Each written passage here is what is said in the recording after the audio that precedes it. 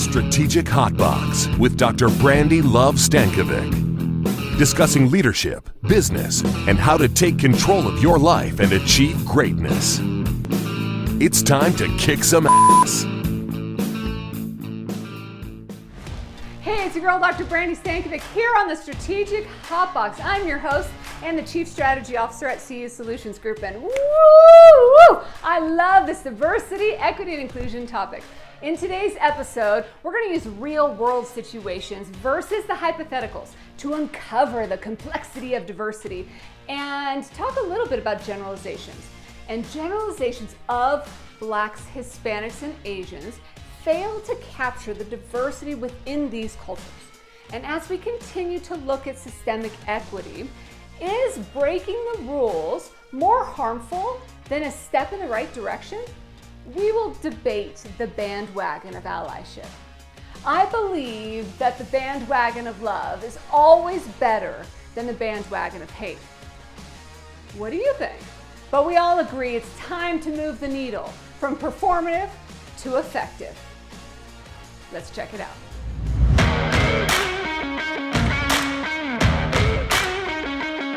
But as a female, as a lesbian, as a whatever, we're all these people who are living the double lives to support the straight world, straight white world. To make you feel comfortable. Right, correct. I was fighting battles where my counterparts were being promoted, getting the opportunities that I knew I was qualified just as well for.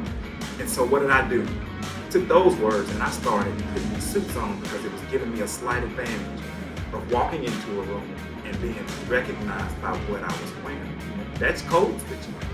So I agree, and I remember last year after George Floyd's murder, anyone and everyone came out and made statements, and I'm like, my goodness, you'd think these are the original abolitionists, when their actions were not there, in my opinion. But the more that I thought about it, the more I'm like, at least we're having the conversation.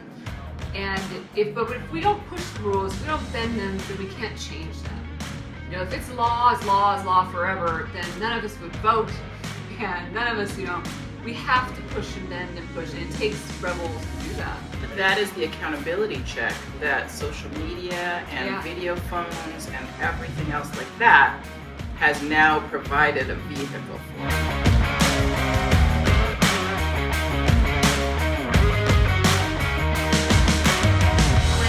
Remember when I said, Oh, goodness. at ACUC, all of our meetings, we start on time and end on time. That's deliberate, because the stereotype is Black people are never on time. One of the best things Kevin Martin ever said to me, he said, I love that you respect people's time.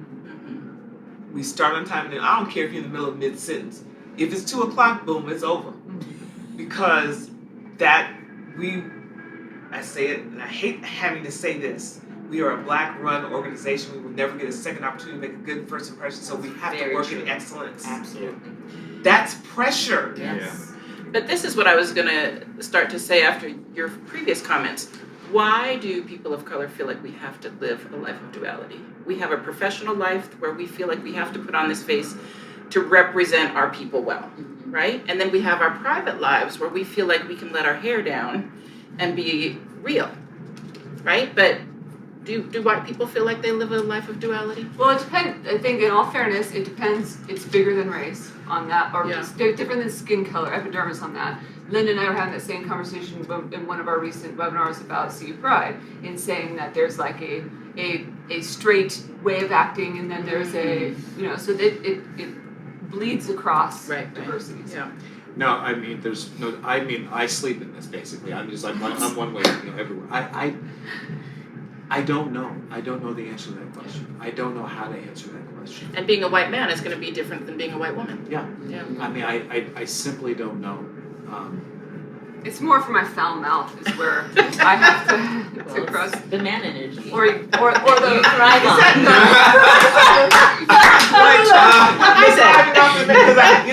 I curse like a sailor. I was gonna say it's the white trash in me, but then that throws that whole. I think because society and methods and everything has been built by straight white men, every part of our life For all of is us. to define, to live up to that. So as a straight white man, you have not experienced any of You this. are- So and- true. But as a female, as a lesbian, as a whatever, we're all the people who are living the double lives to support the straight world, straight white world. To make Wendy, you, you to also just- make you feel comfortable. Right. You just, Correct. you For sure. just, you So- just got that thought right out of my head.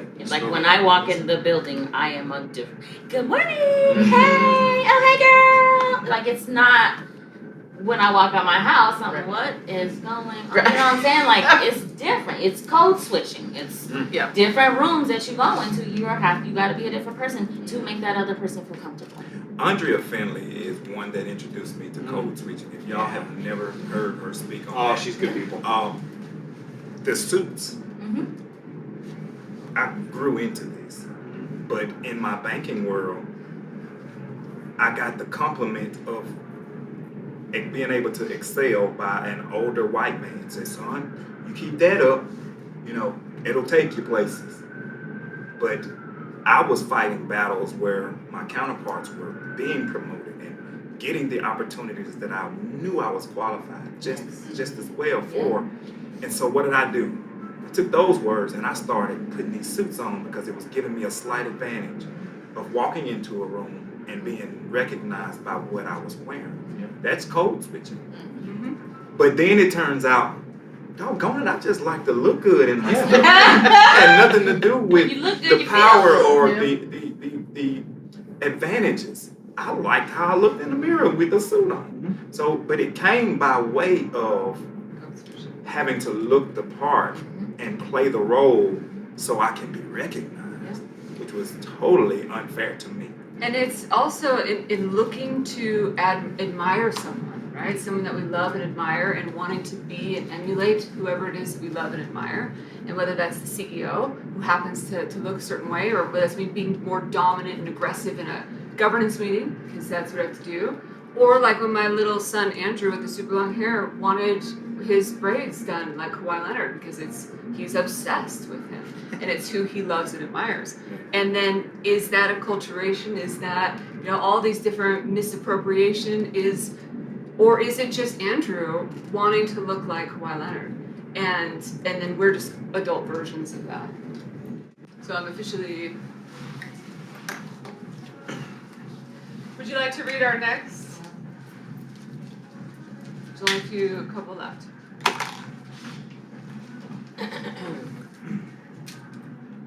Rainbow bandwagon. 2021 was the most rainbow-filled Pride to date, but many in the LGBTQ+ community denounce it as rainbow capitalism and performative allyship. Allies are expected to stand up and voice. Do you support the bandwagon of rainbows, or should people stop capitalizing on the trend? Well, that's a fastball coming right out of that. Yeah. Okay. But I had a full stomach. That's such a fine line with anything, though, right? I like, just was where gonna does say that. activism Yes. stop and, Yes.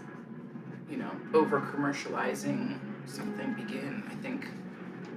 I think it's hard to draw the line, right? I think one of the things in regards to this is we're also forcing our allies to be defensive of why they want to be allies.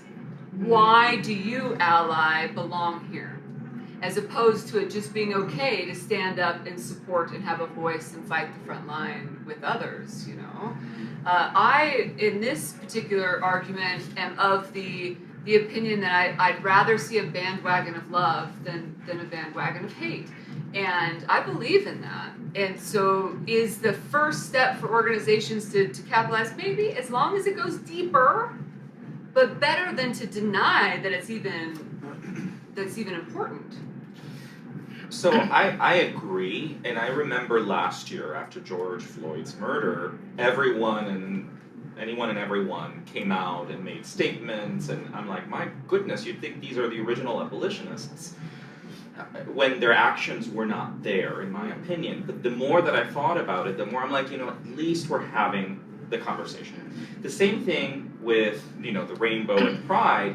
I remember before Linda talked about this, the underground, I had never really heard of a credit union really doing much, with this.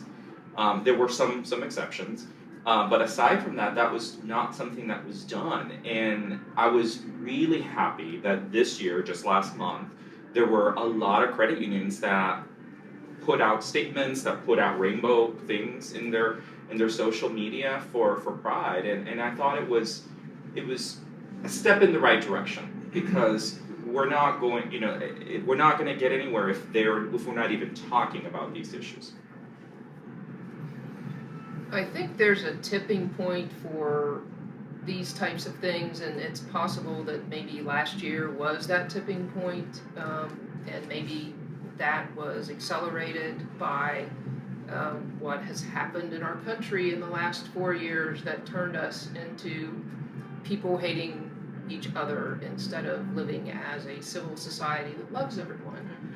And I think people took a stand, and again, with being out and proud about who we are and knowing people, knowing they're in your family, they're in your credit union, they're in your society, people and allies especially, they got it. I have so many more allies than I used to have who are really taking stands for this. So in 2021, you're right, there were a lot of credit unions that finally stood up and took notice. Now, were they pandering? I don't know. I don't think it matters at this point. If they're putting the rainbow up, that's great. But I think it's a start. It's a starting point. Whether it's real or not real, we have to go with that. We have to foster it, or like your seed thing. The seeds are going to die. If those are real seeds, we're going to foster them and let them grow. So this past year has been awesome. And again, love, not hate. That's what's going to build it and make it grow. Can I pass the bowl down to that end? There's two left that we really want to hit on.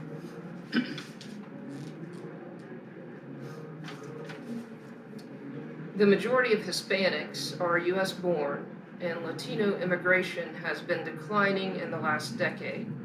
Yet some Hispanics whose family roots in America date back centuries are still asked, especially if they have dark skin, where their family is from. Where were you born? One side argues Latinos don't assimilate and continue pride in their subculture, causing the majority's lack of understanding. Others believe it is inherent racism.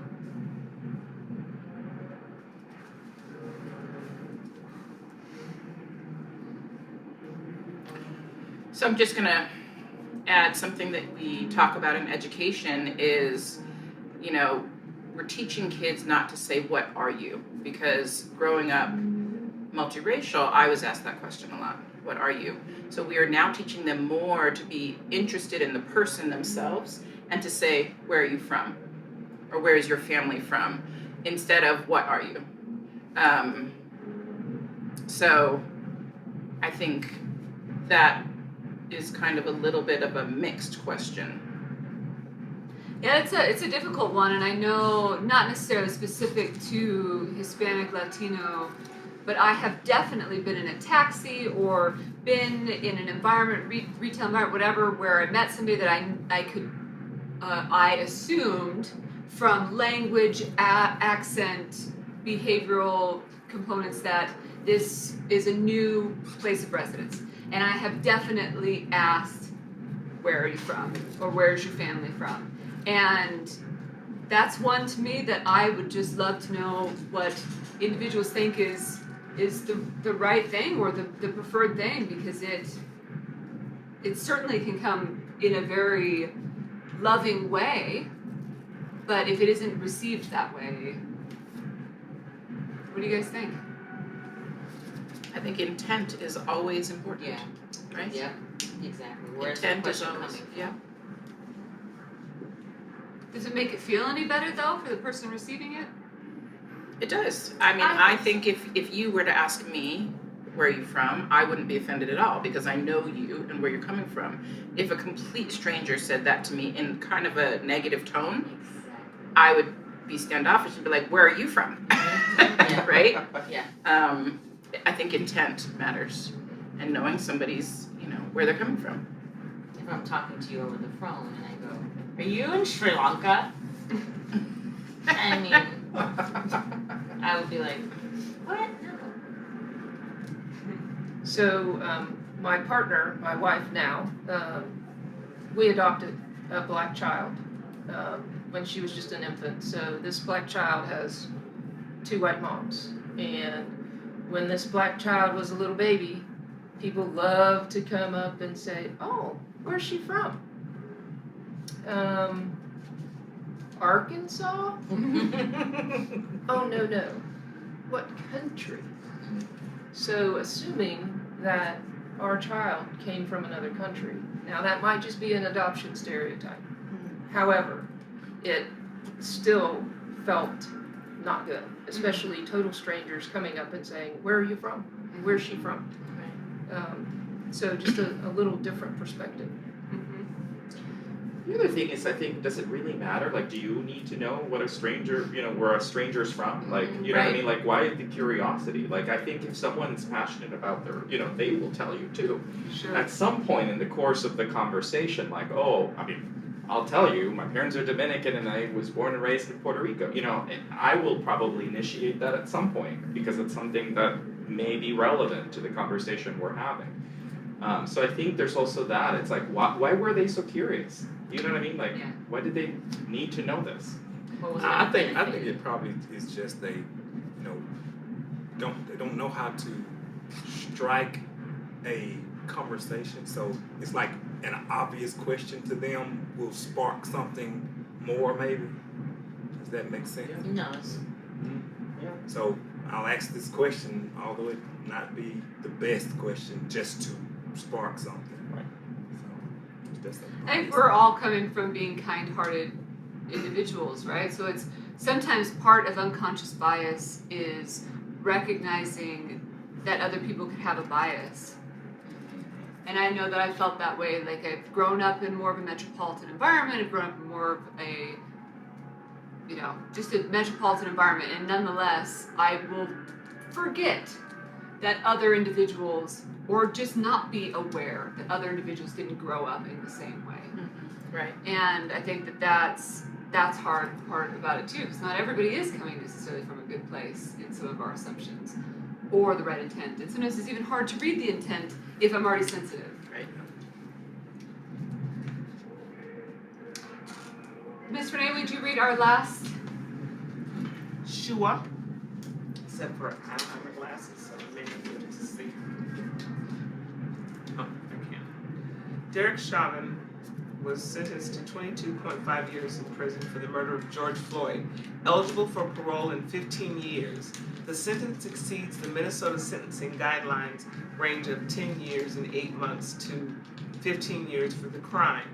Justice served, or should be eye for an eye, or excessive punishment is in order to make a statement. So the questions are, was it justice served? Or, no, it should be eye for an eye. Or, no, excessive. I don't think it was excessive. Oh, I'm sorry. No, please go ahead. I don't think it was excessive. I think us as the black community, we were kind of like, okay. We don't expect much because we don't ever see results. So when it got to the point to where he actually got sentenced, we were like, okay, 22, probably get out in 10 on good behavior. Sadly, that was, So it doesn't feel like enough. No. That's just me. Because I don't think he'll serve his full 22. Other thoughts? Eye for an eye makes the whole world blind. So eye for an eye, I think here is irrelevant. Even Christ himself turned that whole phrase on its head. You say for an eye, but I tell you, turn the other cheek. So that I want to push that part of the argument to the side. Is that as good of a justice as I think we can expect right now? Absolutely. Is it? I think it's better than what could have happened. Because if you read the original statement from the Minneapolis Police Department, George Floyd had a medical event during a police stop. That was their original written statement, saying there was a medical event and he passed away. Nothing in there about an officer kneeling on his neck for 8 minutes and 46 seconds. The original statement from the Minnesota Police Department, when George Floyd was originally died, before the video came out, that's what their statement said a man in custody had a medical event and he eventually passed away at the hospital. Yeah. Had it not been for the citizen journalists doing that cell phone video there, we would not even be talking about George Floyd right now. And so when I think about the wheels, the arc of justice is long, but it bends. Arc of the universe is long, but it bends toward justice. I think that, like, kind of echo what you said. I think it is half a loaf, but it's better than the crumbs we would have gotten. Right. It's better the anonymity in which George Floyd would have died. Right. But we still have a long way to go. I just love the fact that you just said we. So that Right. alone speaks a lot of volume right there. But I want to focus on the term that was used a lot with being one small victory. That was a borderline discussion that was going two ways. There was some angry. Now at that point, there were some very angry black people, and the one small victory was not enough to that specific group of people. But when you look at the years and years and years of, events like that happened, one small victory seemed to be one toe in the right direction. Right. So again, depending on how you looked at it, I'll take that victory if in fact it will lead to more smaller than larger victories going forward. As outraged as I am at what happened, to see that I don't want you to bend the rules. So if the Minnesota laws state a certain thing, then he should have been sentenced within that which they govern. He just said, an eye for an eye makes us all blind. If we bend the rules that state has, should he have been sentenced to life? Absolutely. However, that's not their judicial system. So why are you operating outside of the judicial system? Please remember, I am outraged, still hurt by what has happened. Right. But the facts are, they went somewhere. So to me, that's just as bad. They're not following the rules that government set up. Which means they could have done more. Exactly. So if you're going to bend the rules, then bend them. You did no one a favor by extending it the 4 or 5 years, or the 12 years. You did no one a favor. So now you're changing the laws, but as she said, you said 10, you were generous. It'll be 5. He'll be out in 5. Mm-hmm. I'm good behavior. But if we don't bend the rules, are the rules ever going to change? And that's where systematic and systemic racism come into play. But the system was built for him. Right. There's people who had a little bit of marijuana who look like me, and they'll be in there for 30, 40 years. Or it's a 3-strike situation. We need to be grateful for the toe. Absolutely. So we're grateful for the toe. And what about all the other people? I mean, we watched Rodney King. Someone asked me, well, is it going to change? Heck, yes, it's going to change. Because too many people saw it. Mm-hmm. And when Kevin Martin said to me, or to the group, the DEI Collective, when he said, just imagine if that were me underneath that man's knee. And I wept on camera. I just wept. Because Kevin's mother and I are the same age. That could have been my child. My stomach gets in knots when I'm stopped by a cop. When that light goes, I pull over and I'm intending to. And I'm a black woman who's probably got on pearls.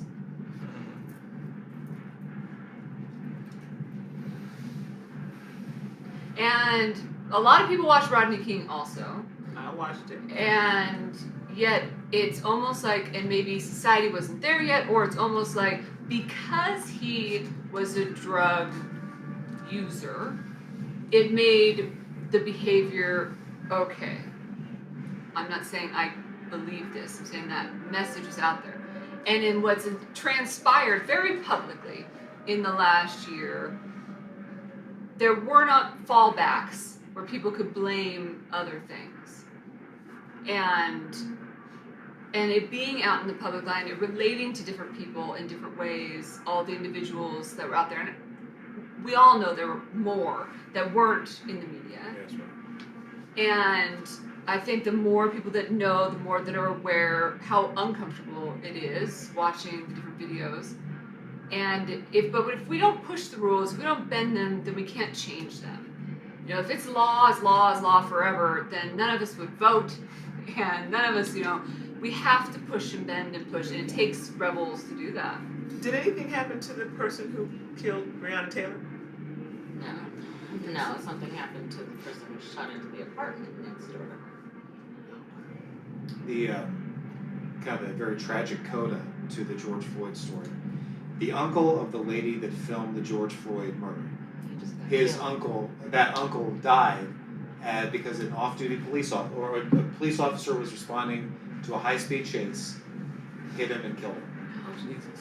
This just happened last week? Yeah, just last week. And so, we think about justice, we think about how, the toes in the water.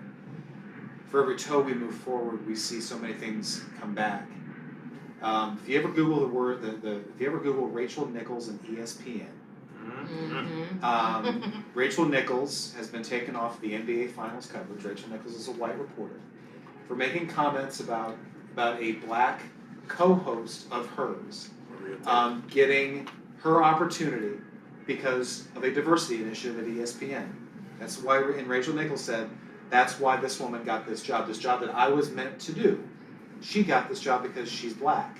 But outwardly, Rachel Nichols has been very supportive of diversity and inclusion efforts. But when she had this conversation, the only reason people knew about it was because she was talking to somebody else. Her Zoom cam that was still transmitting her signal back to ESPN headquarters was still recording, never stopped, recorded that private conversation she was having with an agent, I think, of LeBron James. Right.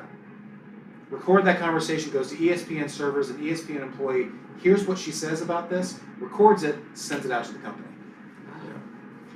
And it's raised valid questions of allyship and how performative is it? How much do white people what do they really think when the camera's on? And I will guarantee you that there will be at least one person watching this video who will question my intentions for being here. And Andy can talk like this here. What's he really like in his hotel room? What's he really going to do for folks like Sedric and you and everybody else? Is this all just a show? And what's So? You think so? Absolutely, I do. Absolutely, I do. Well. And I personally welcome those questions. But for every one of those questions that I will get, I know there will be people out there going, he doesn't really believe that. And this conversation is not going to do a damn thing. Oh, I disagree with that. Well, I mean, I that's understand. that's where all stuff. No, but I know that's where. I know this. I know. I've been around people enough to know that people will think, yeah, we talk about George Floyd, we do navel gaze until the cows come home. But what good is this really going to do? And that's where I'm kind of thinking the voice of the audience in my head right now. Talk about this all you want to. What is it actually going to do?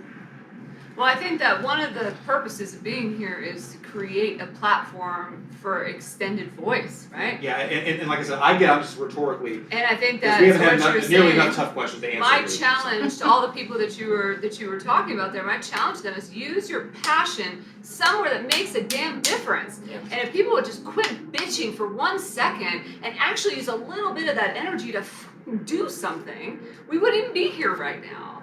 Like, it's like when but I love that she was caught off camera. I love that. Because then that is just an example of her, speaking her mind, where she thought she could be authentic.